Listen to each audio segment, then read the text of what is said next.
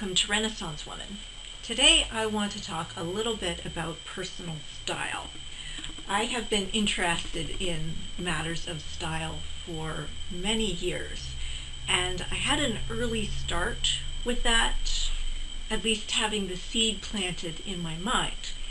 So when I was growing up in small town Ontario, my mother was a deep influence on me. As I look back in my life and as I evaluate, I can see her influence because my mother was interested in style. I remember she had a couple of books on her shelf that were well known back in the 80s. Dress with Style by Joanne Wallace was one, and Color Me Beautiful, I forget the lady that made that one, but that was also prominent at the time. And so my mom took the time to find out what her season was and to explore a little bit of, the sort of clothing that looks good for your, your face shape or your body type, that's your personality, that sort of a thing. And I always remember my mom as being a put-together lady. She was not frumpy at all. She never just knocked around the house, wearing, sloppy clothing. Whenever she went out, she always looked put together. I remember her watching her put on her makeup in this little three-way mirror that she used to have, and she would wear, nice-looking clothes and just, makeup and jewelry and clothing. She always just looked put together. That's one of the things I remember that was distinct about her. And as well, even the house that we lived in, she was very interested in keeping a nice house. So the house was always nicely decorated and it was always kept well. And so her personal appearance was very lovely, and the home that we lived in was quite lovely. And so I can look back to that and see that influence in my life today. And so for my own personal style, I've been a little bit experimental in my teen years and growing up as an adult, and when I started buying my own clothes and whatnot. I've worn a lot of things. Some outfits more successful than others. I've done a lot with my hair in terms of the color and the cut, and I shaved my head once. I've had super short pixie cuts, and I've long every length in between. I've dyed it black, brown, red, yellow, like super blonde, purple, pink. So I've had fun, but I've also considered myself to have been a bit of a late bloomer in terms of really settling on a style and really feeling as pulled together as I would like. And I'm still a work in progress, but I would like to talk a little bit today about a book that I have just loved for many years. I bought this some years ago. So here's the cover here. It's called Lessons from Madame Chic, 20 Stylish Secrets I Learned While Living in Paris by Jennifer L. Scott. And I'm a bit of a sucker for etiquette books and things like that, but I don't know, I was just at the bookstore browsing. I automatically go to the lifestyle section. That's just where I always gravitate toward. And I found this book, and I bought it, and I've loved it ever since I bought it. There are actually 3 in the series, and I've got them all, but this first one is my favorite. And I want to read a few pages for you. This comes from chapter 4, Liberate Yourself with the 10-Item Wardrobe. So I'll just read a few pages and then talk a little bit about that. So this woman, when she was in university, she went to Paris for 6 months for a semester abroad experience, and so she was one of those homestay students. So she stayed with a Parisian family in a very nice part of the city, and so to preserve their anonymity, she refers to them as famille chic. And so here's what she writes. When Famille Chic first welcomed me into their home, I sat with Madame and Monsieur Chic and a cup of tea as we all introduced ourselves. They asked me questions about my studies and my life in America and said that they wanted me to be comfortable in their home. A sort of mi casa su casa conversation, but in French. After I finished my cup of tea, Madame Chic kindly mentioned that I might want some time to myself to rest before dinner and offered to show me my bedroom. This was the moment I had been anticipating. Their apartment was thus far beautiful, and I was sure my bedroom would be no exception. It was lovely. There was a single bed with a green velvet coverlet, stately floor-to-ceiling windows hung with botanical draperies and providing a view of a picturesque courtyard, a desk perfectly adequate for my studies, and a very tiny freestanding wardrobe in which to store my clothes. Attendez, a tiny freestanding wardrobe? It had all been going so well until that moment. I remember panicking slightly as I regarded my 2 large, overstuffed suitcases. Where was the closet? I opened the wardrobe doors. There was only a handful of hangers inside. Now I really panicked. Was this where I was supposed to keep all my clothes for the next 6 months?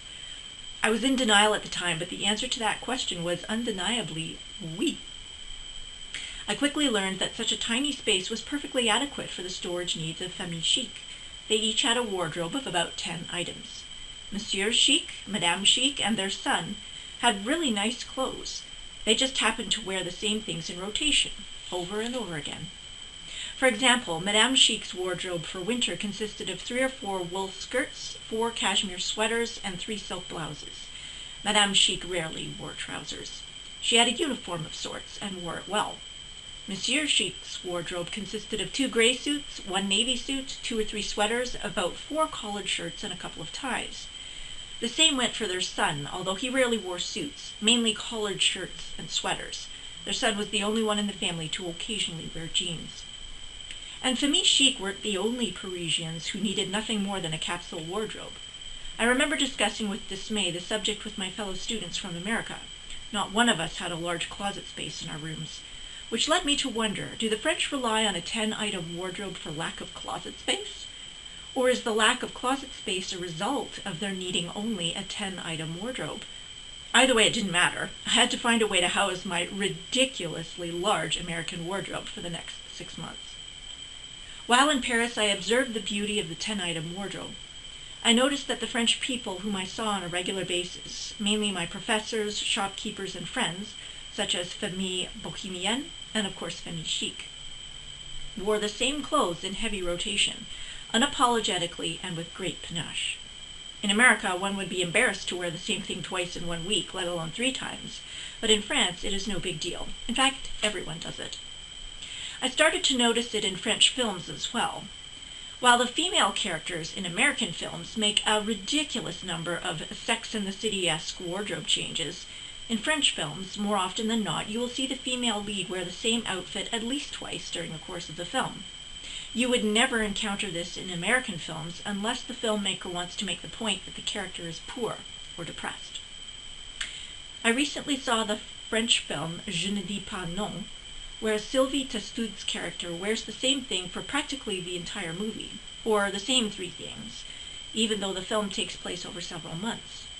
This all got me thinking. There was such a drastic difference between the closets in France and the closets in America. I have seen my fair share of closets in America, closets of my friends, closets of my family, and closets on those reality TV shows about people who hoard.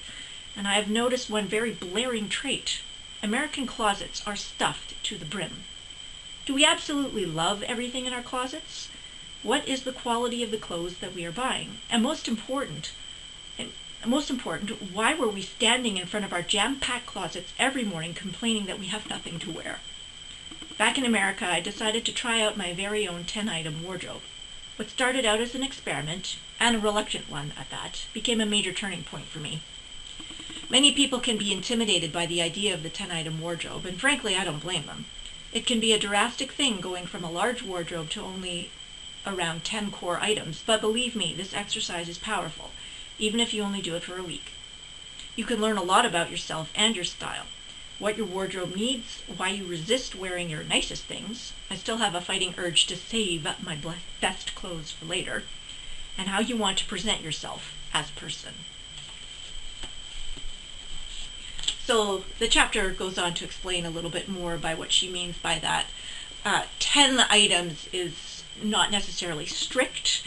It doesn't include things like coats and shoes and belts and t-shirts and whatnot, but it's the idea is just focusing on 10 core items. Here's your tops and here's your bottoms, and there's 10, roughly 10. And the idea is, or at least what I've gleaned from that and what I have been incorporating into my own wardrobe now, is to have everything go with everything else. What I found is that getting dressed in the morning is super easy now, because in my own closet everything goes with everything else. And so in order to achieve that, I had to hone in much more on my own style. I found throughout my adult life, my style has been very eclectic, and it's never been very well defined. And I would shop without a plan. I would just think, well, I need a pair of pants, or I need a top, and I would just get things sort of piecemeal. And so there would be things that didn't match other things, or that I was attracted to in the store, but I have spent my lifetime buying things that aren't really my style, but they just caught my eye. And so I've had to give some thought in my more recent years. What are the colors that I feel good in and that look good on me? What are the characteristics of the clothing that I feel good in and that looks good on me? And so keeping those in mind. So now I have a list in my head. Here's the criteria. And so when I go shopping, it's much easier because I'm just automatically looking for these characteristics. So for instance, for me, I learned at one point in my life, I had this idea that, the beautiful woman is kind of like an Angelina Jolie, so the dark hair and the red lips and lots of black and very dark and sultry and dramatic. And so I would try to dress like that, but I don't have the face, I don't have the features, I don't have the coloring and the personality. Like, it just, anytime I dressed like that or wore a lot of black or whatnot, it just was jarring. It just didn't quite work. And so I've had to kind of think, okay, it's not just what catches my eye, but what actually looks good on me, what goes with my personality, and when I'm just out in the world and being myself, what is the clothing that looks good and that makes me feel good. So honestly, when I go out now, I need to have a feeling about a certain item. I have to feel good in it. And I'll give you an example. At one time, I used to wear suits a lot, pantsuits. I just love their formality, and they just look so cool. And so I would raid Susie Shear. I used to have like at least a half a dozen, 6 or 8 different pantsuits that I've bought over my life from Susie Shear, because you would buy the blazer and you'd get the matching pants for free. So it was a good deal. And suits look nice on some people, but I never quite, I always felt just a little bit off. And at one time I had this wine-colored suit. So the blazer and the pants, the cut was nice, it was fitted, it was a great color for me. But every time I wore that outfit, I just didn't feel quite right. I felt like I had a hard edge to me, and it affected my attitude. And so eventually I got rid of that, and I've come to understand that suits, pantsuits just are not, they're too structured, they're too formal. It just doesn't work for me. So at the most now is I have a couple of blazers in my closet, but they don't match, they're not part of a pantsuit. So when I go shopping now, I have a handful of colors in my mind that I keep in mind. So one of them is anything that's sort of a burgundy or a wine shade, I really quite like. So for instance, if you can see on the camera, the pants that I'm wearing right now, I love this color. I sometimes go a little overboard, but so anything that is that, or something like this is kind of like a forest green. So nothing mossy or yellow, based, but something that's a little more cool. Or a blue, I love teal, or a dark blue, not too dark, but not too bright either. So, you know, that sort of blue or teal or burgundy. A nice cool brown I also enjoy. Whenever I go shopping, I tend to take my inspiration from peacock feathers.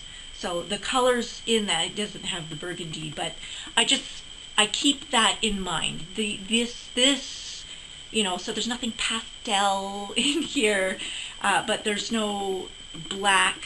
I tend not to wear very much black anymore. And if I do wear a black dress, you know, like I try to balance it with maybe a scarf or something. But I tend not to wear too much black anymore. I do have a black suede coat that I wear for winter, but it's got this fabulous blue collar. So those are the colors that I gravitate toward. And I've also learned that I need clothing with texture. So I've got a couple of these fur vests. So this one is in white, and I've also got another one that's in that kind of a burgundy with a big fur collar, and it's reversible, so you can wear it so that the fur is out or in, but I quite like that. So I need a texture.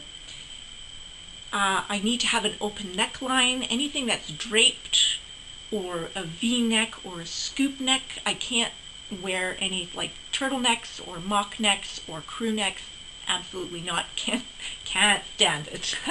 So it needs to have an open neckline, and anything that's got a bit of a texture to it. So I mean, this is a really fine knit shirt, so I would tend not to wear it by itself. I can wear this by itself just because it does have this draped neck, but if it was just this top with just like a plain scoop neck, I would probably dress it up with an elaborate necklace or something like that. I find that I like to dress in layers with texture. So those are the words that I keep in mind, is the peacock feather, the peacock coloring, layers, texture, and I'm always keeping in mind, when I keep that in mind, I tend to buy things that will just naturally go with what's already in my wardrobe, and everything in my wardrobe will go with everything else. So when I get up in the morning and when I get dressed, I just reach for a pair of pants, reach for like a long sleeve t-shirt and, you know, a vest, or maybe just a layering, you know, a sweater or a scarf or something, and just zoop, zoop, zoop. It just like, it takes me a minute to get dressed in the morning. I don't really have to think about it, because I don't have to worry about, well, does this go or does that go? And I find it so helpful. I've been able to streamline my wardrobe. It's still not quite where I would like it to be. I still have a little bit too much. But again, I have those core pieces, and then I've got some other extra things hanging there that are just, you know, maybe occasional wear or whatnot. But it's a work in progress. But at any rate, I do like this book a lot. I got a lot of guidance on living well from this, so I can definitely recommend that. But at any rate, those are my thoughts on my own personal style and how I've come to that, and my mother's influence. So thank you, Mom. And so thank you for tuning into this video, and we will see you again sometime.